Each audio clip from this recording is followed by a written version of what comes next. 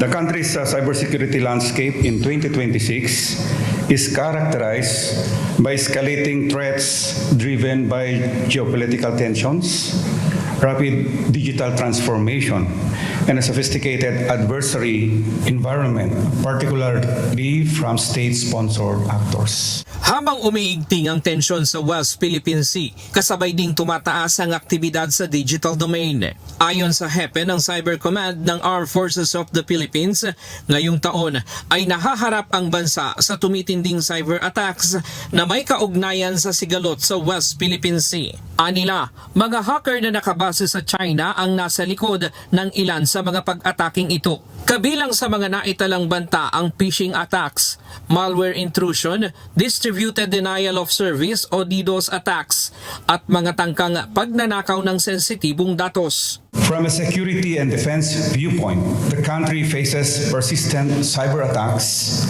linked to territorial disputes in the West Philippine Sea with China-based malicious actors deploying malware, DDoS attacks, data leaks, and website compromises to advance Beijing's regional ambition.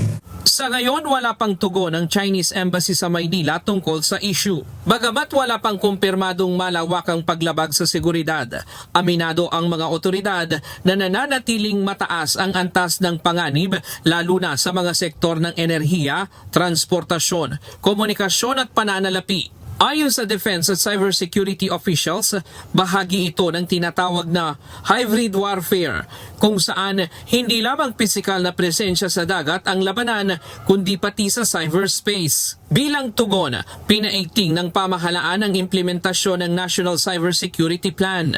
Kabilang dito ang pagpapalakas ng threat monitoring, pagsasanay sa mga tauhan at pakikipag-ugnayan sa mga kaalyadong bansa para sa intelligence sharing at technology transfer. Government responses include the National Cybersecurity Plan, which emphasizes advanced threat assessment, capacity building, and closing skills gaps to bolster resilience.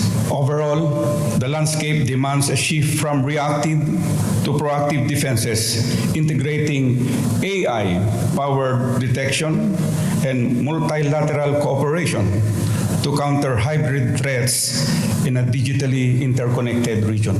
Pinapalawak din ang kakayahan ng Armed Forces of the Philippines sa cyber defense bilang bahagi ng modernisasyon ng sandataang lakas. Samantala, tiniyak ng mga opisyal na patuloy ang pakikipagtulungan ng Pilipinas sa mga kaalyadong bansa upang maprotektahan ang pambansang seguridad, hindi lamang sa karagatan kundi maging sa cyberspace.